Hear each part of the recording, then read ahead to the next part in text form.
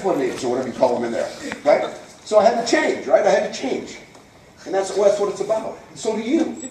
But nobody says, where have you been? They say, where do you want to go? And that's one of the great parts about this business. But some of you got to believe. You don't believe. You're sitting here and you go, I don't really. Are you going to finish? You got started. Passion doesn't ever show itself on the starting line.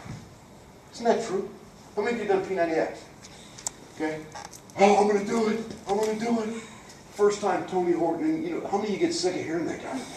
I mute him out because he drives me crazy. And I love the guy. He's great, but after a while, it's like, you're doing this, the leg thing, man? You do this deal and all that kind of stuff. By the way, I know Sean T was supposed to be here possibly this weekend. And I'm here instead. I know I'm not Sean T. I was a body double for him in a lot of the videos. I just want to let you know that. But he asked me to never tell anybody. Go ahead. Just kidding. But anyway, it's like belief. Belief. All right, let's look at the next. Boldness. Organized. Organize your life. Most of us are suck at this. We're not organized people. How many people say to you, I don't have time? I'd love to build Beachbody, I'd love to do something else, but I don't have time. That's a lie. That's not true. Because we all have 168 hours in a week. What you do with your time will be how successful you are. As a husband, as a wife, as a dad, as a mom.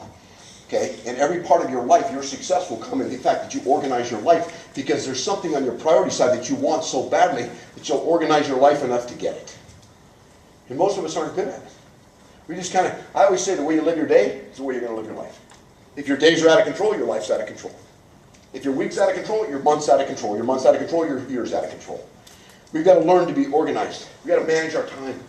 Y'all have time to build Beachbody. If I asked every one of you how many hours you put in Beachbody last week, most of you wouldn't even know the answer. That's wrong. That's wrong. Okay? Because if you don't know the answer, then what the heck were you doing? Instead of, if you haven't listened to my time management CD, you need to. Right? You need to get that thing and listen to it because I talk about the fact that your week has to be organized. If you're going to work Beachbody, when are you going to work it tomorrow? Or Monday? When are you going to work it Tuesday? When are you going to work it Wednesday? When are you going to work it Thursday? When are you going to work it Friday? Is it written in your calendar? And is your kid time in there? And is your husband time in there? And is your job in there? Is it all written in there and you live by it? Or do we just kind of fly by the seat of our pants? And always go to bed at night. We can't even go to sleep because we're trying to remember what we have to do tomorrow. Oh, God, I forgot I could take Johnny to the dentist. I told Mary I'd pick up her son at school. Oh, geez. And so we go right we got floaters everywhere of stuff we've written down. And we can't even sleep. We have no peace. And we can't be where we are. You all struggle with being where you are. When you're with your kids, you're going, oh, gosh, that coach wanted me to call her. And your mind is on your business. You're texting. You're doing this stuff, right? Okay? That's not right. That's not being where you are. That's saying to the person you're with, you're not important to me.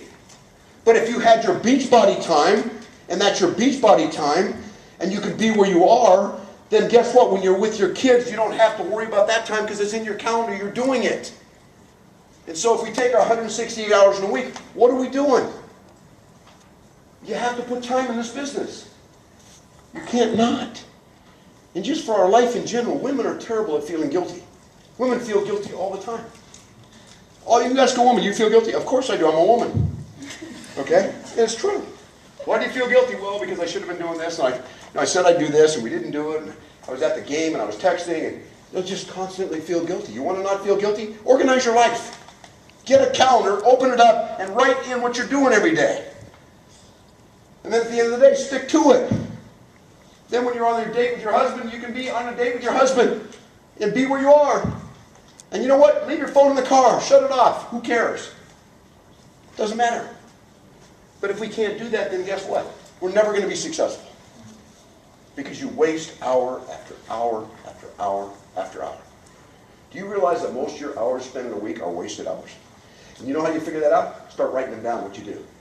I challenge every one of you, one of your takeaways, this week, starting next Monday, journal your entire day, every day, what you do. Just write it down. You don't have to give me a special journal. Just take a spiral notebook and say, this morning I got up at 8 and worked out. At 9:30 I did this. At 10 I did this. At 12 and be honest with yourself. And then at the end of the week, now turn around and say, okay, how productive was my week? And you're going to find out if your priority is family, God, family, maybe financial independence, your profession that you have to have right now. If those are your priorities, then look at your weekly journal. How many of them match those priorities? Very few. Because we're people that want to... You guys are leaders. You know what leaders do? They're always busy. They are the yes capital people of the world. Can you do this? I'll do it. Especially sanguine women. They volunteer for everything. Not just women, men too, but they volunteer. You know, how many women in here that are sanguines volunteer, and then when you get home you go, why did I do that? And then you don't plan on finishing it anyway, you're just going to start it. Because it's kind of cool, and you get recognition for it.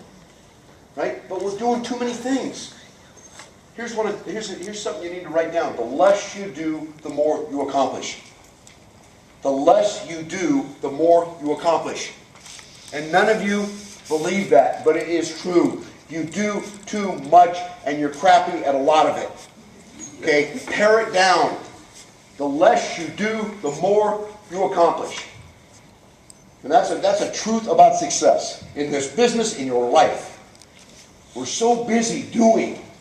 Because we are leaders. Leaders, you know, and this is true. Kate probably would be the best team mom for her son's team.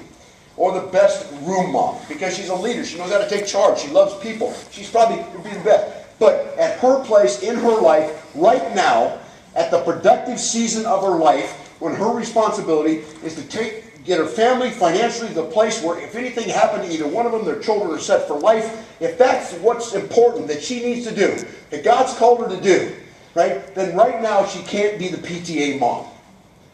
I'm just being honest with you. Can you someday? Of course. Right? Of course you can. I had a guy call me up the other day. He goes, hey, I'm really excited. My son's starting T-ball. He's 5 years old. I want to coach a team. I said, great. I said, but wait a minute. We had a talk last time we were on the phone. We talked about your goal for this year. You want to get to this income level. That's going to be about 3 practices a week and 2 games a week. So let's say 3 hours, maybe 10 hours a week you're going to spend coaching. And I said, you're broke. He said, yeah, but my son's 5. I want to coach his team. I said, guess what? Next year he's going to be 6 and you're going to be broke. And then he's going to be 7 and you're going to be broke. And he's going to be 8, you're going to be broke. And you still ain't coaching, or you are and you're still broke. Is there something wrong with me? Or are we not being bright here? And I can talk to this guy because he's a good friend of mine. But it's true. So why not take 24 months, age 5 and 6, and by the time he's 7, you're making 6 figures in Beachbody, you don't have a job anymore, and coach every team he's on. Right? We got to get delayed gratification here, you guys. See, we're designed in life, there's 2 seasons we live. We live in many seasons, but there's 2. There's a productive season and a provisional season. Most of you in here, the ages you're in a provisional season. My life, building my life and building my income and my life to a point in my productive season. And a productive season is usually from about 21 till about 50. You're going to produce. You're going to create. You're going to give your kids a beautiful home. You're going to put them in college. Those you're out there working. But then there comes a time in our life that we want to go to the provision season. You know what that is? Providing for others. I want to go to the mission field. I want to give my money to this cause. I want to help, like Kevin, I want to help mentor young boys. I want to help mentor kids that don't have dads, and I want to mentor them. Or I want to be in ministry like I was, where I help with fathers and sons. Those are provisional years. Those provisional years come after the productive years. So we need to be productive. You have to want to make $1 million? No. But you guys are designed to produce, to win, to go out and do great things. We're not designed to sit around and do nothing with our lives. That's what you were made for, especially those of you that have the DNA like I do. Somebody asked me the other day, when are you going to retire? I said, what does that mean? We always say about retirement, sitting in a wheelchair with dribbling cereal down your chin or something. To me, I had an opportunity at 32 financially to retire, but I was just getting started. I want to see people's lives change. I just turned 61 like January 24th, and I'm gulping life, man. I'm gulping life.